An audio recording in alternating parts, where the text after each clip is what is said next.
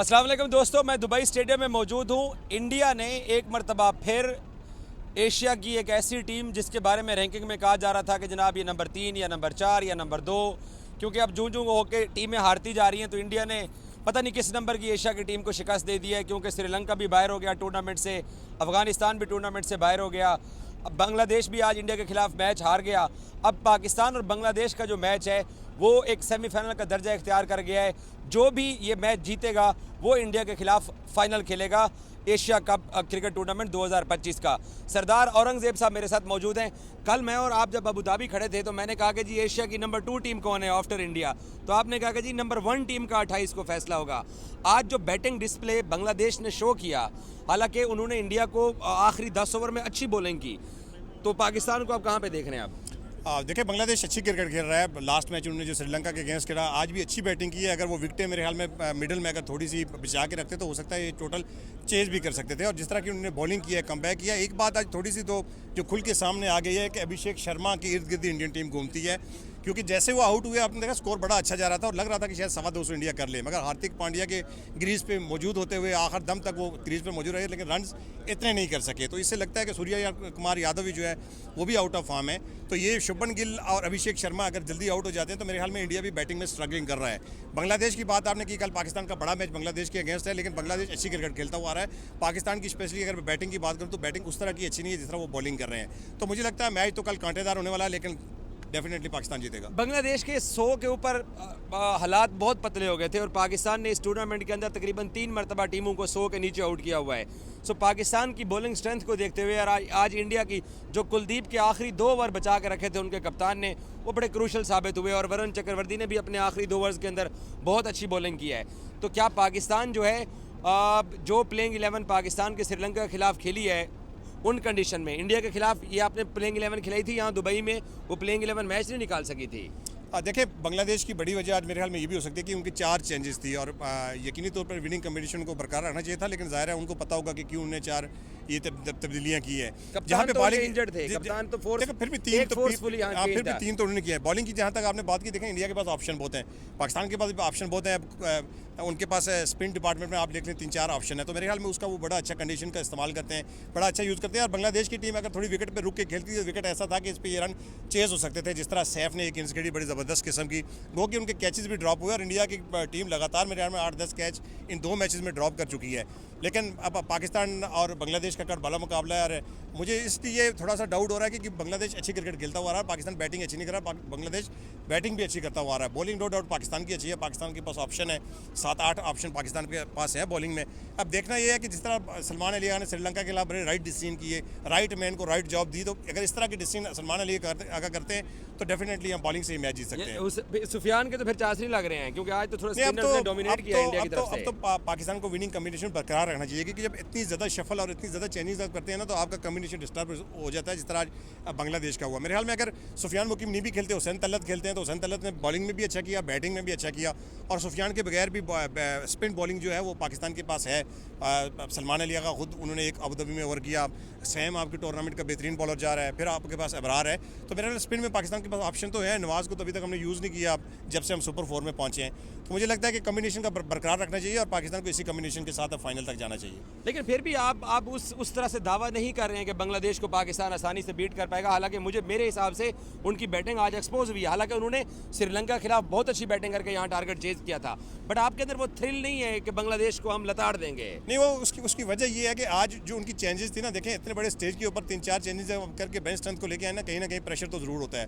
आपको winning combination अगर बरकरार रखते तो मेरे ख्याल में ज़्यादा अच्छा हम जज कर सकते थे। पाकिस्तान में इसलिए कह रहा हूँ कि पाकिस्तान की बैटिंग बहुत ज़्यादा स्ट्रगल कर रही है, क्योंकि पाकिस्तान के अगर 1-2 बैटर स्ट्रगल कर रहे हो ना, तो मैं कह सकता हूँ यार नहीं, कोई ना कोई चल जाएगा। पाकिस्तान के 4-5 बैटर ऐसे हैं जो स्ट्रगल कर रहे हैं और पूरे टूर्नामेंट और ट्राई नेशन सीरीज़ में हमने देखा स्ट्रगल कर रहे हैं। तो मैं वो देखते हुए कह रहा हूँ निस्बतन तो पाकिस्तान को तो ये मैच आसानी से जीत देना चाहिए। पाकिस्तान बेहतर टीम है निस्बतन बांग्लादेश से, मगर ये है कि T20 क्रिकेट में एक आधी इनिंग्स भी आपको जो है ना वो कभी कभार मैच जीता जाती है। और मैं ये उम्मीद कर सकता हूँ कि पाकिस्तान का जो बैटिंग फ्लॉप जा रही है, जो टॉप ऑर्डर फ्लॉप जा रहा है, वो बांग्लादेश के अगेंस्ट रन करें ताकि पूरी कुव्वत के साथ वो 28 को इंडिया के खिलाफ मैच खेलें। इंडिया भी अब थोड़ा सा टूर्नामेंट अब क्योंकि टेल पे आ चुका है, इंडिया भी थोड़ा सा शैकी तो नज़र आ रहा है। जैसे आपने कहा कि एक अभिषेक के इर्द गिर्द ही उनकी बैटिंग घूम रही है।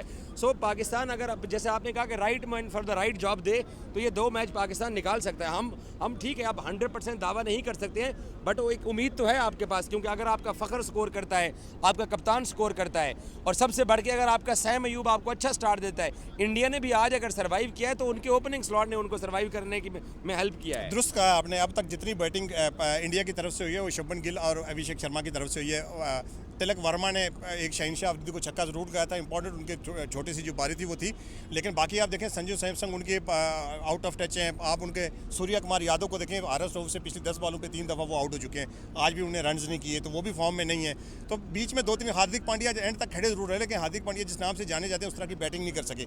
अक्षर पटेल उस तरह की बैटिंग नहीं कर सके। संजू सैमसंग पाकिस्तान के आगे हमने देखा काफ़ी ज़्यादा स्ट्रगल कर रहे थे। तो इंडिया की बैटिंग अभी उस तरह से एक्सपोज तो आप नहीं कह सकते, लेकिन उस तरह से ट्राई नहीं हुई। उस तरह इंडिया की बैटिंग जिस तरह होता है ना, किसी क्रूशल टाइम में आपके मिडल में कोई ऐसा बैट्समैन आ गया जिसने मैच जिता दिया, अभी तक तो उनके ओपनर ही सारा कुछ करते हुए आ रहे हैं। तो मुझे लगता है कि जिस दिन अभिषेक शर्मा और शुभमन गिल जल्दी आउट हो गए उस दिन रियल टेस्ट होगा इंडियन बैटिंग का।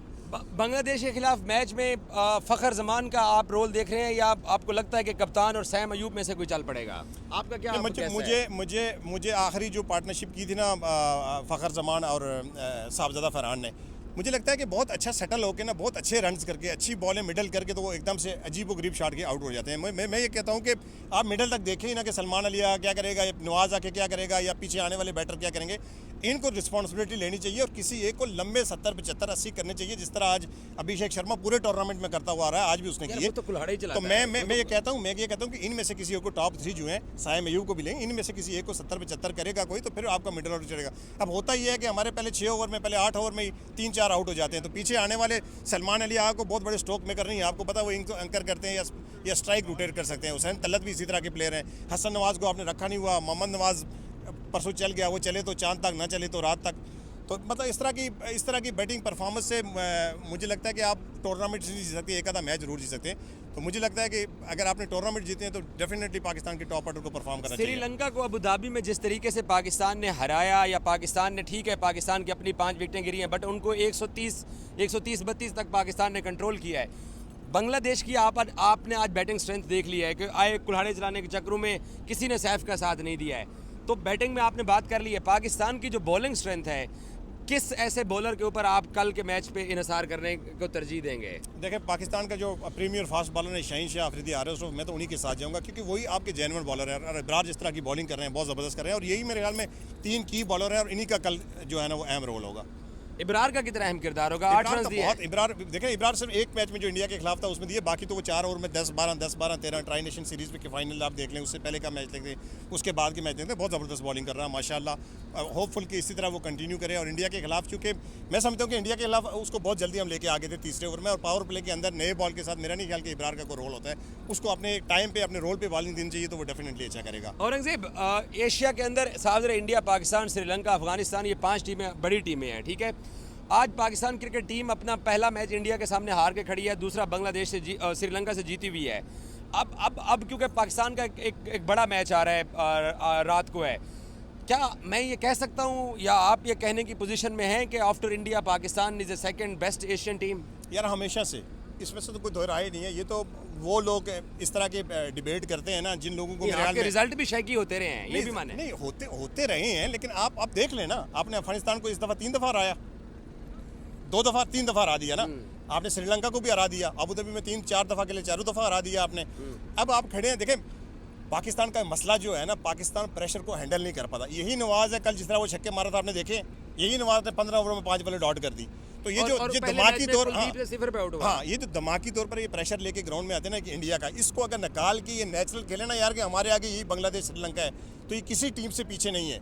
कल आप देख तो लेना, वही नवाज लग रहा था, ये नवाज है जिसने इंडिया के खिलाफ बैटिंग की थी, हालांकि वही बॉलिंग थी, कोई बहुत आउटस्टैंडिंग बॉलिंग नहीं। आज सैफ ने कितने छक्के मारे इंडियन को, बुमराह को भी छक्के लगे हैं, साहबजादा फरहान ने भी बुमराह के। ये थोड़ा सा डर अपने दिलों से निकाल के आ जाए ना, और ये देखना छोड़ दें यार कि 30,000 लोग हमें देख रहा है, या हमको बहुत बड़ी टीम से खेल रहे हैं। इनको नॉर्मल हैंडल करें, जिस तरह आप नॉर्मल टीमों को हैंडल करें। तो पाकिस्तान डेफिनेटली बीट कर सकता है इंडिया को। इनको खुद के ऊपर आपको लगता है कि इत्मीनान अब आ चुका है? आप साजरे हम कल दुबई अबू धाबी में थे, प्लेयर्स को पाकिस्तानी प्लेयर्स के माइंड सेट में क्या चल रहा होगा? देखिए जीत होती है, जीत अब यूएई से जीते, आप अफगानिस्तान से जीते, T20 ओमान से जीते, जीत से डेफिनेटली कॉन्फिडेंट आता है। और जब इस लेवल की टीम, अब श्रीलंका की टीम, मैंने पहले मैच शुरू से पहले आपको कहा था कि मैं इसको इंडिया से बेहतर टीम समझता हूँ, बॉलिंग, बैटिंग, फील्डिंग तीनों डिपार्टमेंट में। मैं अब भी कहता हूँ कि बहुत बेहतर है। एक आधा मैच हार गई, बांग्लादेश से हार गई, वो रिजल्ट मैटर नहीं करते कि T20 में ऊपर नीचे हो जाता है। लेकिन अब पाकिस्तान चूंकि श्रीलंका से जीत के आ रहा, और बड़ी जीत में इसलिए कहूँगा कि 75 पे 5 आउटों के बाद लग रहा था कि शायद पाकिस्तान स्ट्रगल करेगा, और 2 ओवर पहले फिनिश कर देना और वही 5 आउट होना, तो डेफिनेटली इससे बहुत ज़्यादा बूस्ट मिला होगा और पाकिस्तान को ये जाके आगे काम आएगा। अगर बांग्लादेश के खिलाफ, अगर बांग्लादेश से भी जीतता है पाकिस्तान, जो कि आराम से जीतना चाहिए, तो फिर 2 विक्ट्रीज के साथ जब फाइनल में जाएगा तो आप देखेंगे एक डिफरेंट लेवल होगा इस टीम का। आखिरी सवाल, परसेप्शन क्यों है Pakistan is a week side T20s में? परसेप्शन क्या, जो अब तक रिजल्ट आए हैं वो मैटर करते हैं, या जो इंडिया के खिलाफ 2 गेम ही आप हार गए उनसे परसेप्शन और स्ट्रॉन्ग हो गया? मेरा मानना ये है ना कि आप अभी तक अपना बेस्ट कम्बिनेशन खिला ही नहीं सके। आपको जो बेस्ट T20 टीम बनानी चाहिए ना, बेस्ट कम्बिनेशन के साथ, इस मैदान के, इस ग्राउंड के हिसाब से या इस यूएई के हिसाब से, वो आप कम्बिनेशन अभी तक ग्राउंड में उतार ही नहीं सके। आप बहुत ज़्यादा शफल कर रहे हैं। अब देखिए, साइम अयूब बुरा प्लेयर नहीं है, आपको तीनों डिपार्टमेंट में वो काम आ रहा है।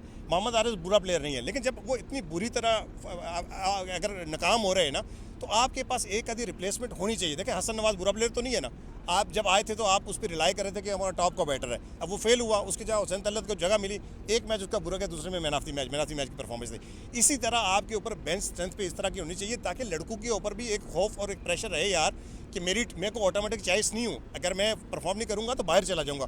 वो मेरे ख्याल में जो कम्बिनेशन बनाते हैं, जो हमारी बेंच स्ट्रेंथ अभी की जो बेंच स्ट्रेंथ है, उसमें हमारे पास कोई ऐसा तगड़ा मैच विनर नहीं है जिसको हम कहें यार अगर इसको बैठा दूँ ना, अगर इसको खिला दूँ तो ये मैच विनर हो जाएगा। अब 2-3-4 जो रिप्लेसमेंट आप कह लें वो मेरी समझ से बाहर है। तो पाकिस्तान अगर बेहतरीन कम्बिनेशन खिलाए, जैसे ट्राई नेशन सीरीज़ की उस शारजा की पिच को देखते हुए हम कह रहे थे कि 2 स्पिनर खिलाने चाहिए, खिलाए, आप ट्राई नेशन सीरीज़ जीत गए। अब आपका कम्बिनेशन बेहतरीन ये बन चुका है। बॉलिंग में अब भी समझता हूँ कि पाकिस्तान थोड़ा स्ट्रगल इसलिए करेगा कि पाकिस्तान के पास 3 रेगुलर बॉलर हैं, बाकी सारे पार्ट टाइमर या ऑलराउंडर कहते हुए हैं, तो इस वजह से पाकिस्तान थोड़ा स्ट्रगल कर रहा है। ये अगर आप पहले से तय करके आ जाते कि हमारा ऑलराउंडर कौन होगा, किसी एक ऑलराउंडर पर आप करें ना, आपकी टीम में 3 ऑलराउंडर। देखिए इंडिया क्यों स्ट्रेंथन की हो, क्योंकि उनके पास 7-6 जो है वो जेन्युइन बैट्समैन है। उनका एक अक्षर पटेल या शुभमन दुबे जाके 8वें नंबर पर आता है। अब आपका जो ऑलराउंडर है वो 5वें नंबर से शुरू हो जाता है, आगे आपने तीर खिलाए हुए हैं। अब नवाज को अगर स्पेशलिस्ट अगर बॉलर खिलाना है तो मैं तो बैटर खिलाना है, तो मैं तो इस हक में नहीं जाऊँगा कि वो बॉलिंग ना करे, खाली बैटिंग की तरफ जाए। राना फ़हीम अशरफ से आप क्या काम ले रहे हैं, खाली बॉलिंग का ले रहे हैं। तो इससे अच्छा ये है कि आप अपने जेन्युइन बैटर खिला के किसी एक या किसी 2 ऑलराउंडर को टीम में रखें, ताकि जो आपका, चूँकि आपका टॉप ऑर्डर जब फेल होता है ना, तो फिर ऑलराउंडर पर आप कितना लड़ाई करेंगे। तो उस वजह से पाकिस्तान के फेलियर बहुत ज़्यादा होते हैं। इस वजह से शायद पाकिस्तान थोड़ी सी कमज़ोर टीम लग रही है अगेंस्ट, क्योंकि आप प्रिडिक्ट नहीं कर सकते इस टीम के बारे में यार ये विनिंग है, बस ये विनिंग कम्बिनेशन जारी रहेगा, या ये नहीं कर सकते कि यार पिछले मैच में हमने क्या किया था, इस मैच में। अब देखें हुसैन तलत का एक छोटा सा इम्पैक्ट जो पड़ा, उससे लड़कों को पूरा बूस्ट मिल गया। इसी तरह अगर साइम अयूब की रिप्लेसमेंट के तौर पर आप एक मैच में ले आए ना, बाज़ दफ़ा ये होता है कि प्लेयर्स को मेंटली रिलैक्स करने के लिए भी आप ड्रॉप कर देते हैं। ज़रूरी नहीं होता कि आप पूरी सीरीज़ से ड्रॉप कर दें, मगर अब हमारे पास ऑप्शन नहीं है कि हम मोहम्मद हारिस को या साइम अयूब को टीम से ड्रॉप करें। Thank you so much Aurangzeb की आपने गुफ्तगू सुनी है। उस जाँ फिशानी के साथ, उस कुव्वत के साथ ये अभी भी दावा नहीं कर रहे हैं कि पाकिस्तान बांग्लादेश टीम को हराने की सलाहियत रखता है, लेकिन उम्मीद यही है कि पाकिस्तान बांग्लादेश को हराएगा। और आज इंडिया ने बांग्लादेश के सामने बहुत ज़बरदस्त क्रिकेट खेली, क्योंकि इंडिया ने आखिरी 10 ओवर के अंदर स्ट्रगल किया, लेकिन उनके पहले 10 ओवर बहुत अच्छे थे। और फिर इंडियन बॉलर्स ने जो टारगेट मुश्किल बना दिया बांग्लादेश के लिए, ये भी एक ऐसी चीज़ है जिसके पाकिस्तान टीम को सीखना चाहिए। और मुझे यकीन है कि पाकिस्तान क्रिकेट टीम अगर अपनी फुल स्ट्रेंथ के साथ मैदान में उतरती है, पूरी कुव्वत के साथ खेलते हैं, तो पाकिस्तान एशिया कप के फाइनल में आ सकता है। और जो लोगों को ये लगता था कि इंडिया के बाद पाकिस्तान एशिया की नंबर 4 टीम भी नहीं है, सो पाकिस्तान इसको रॉन्ग साबित कर सकता है। Thank you so much.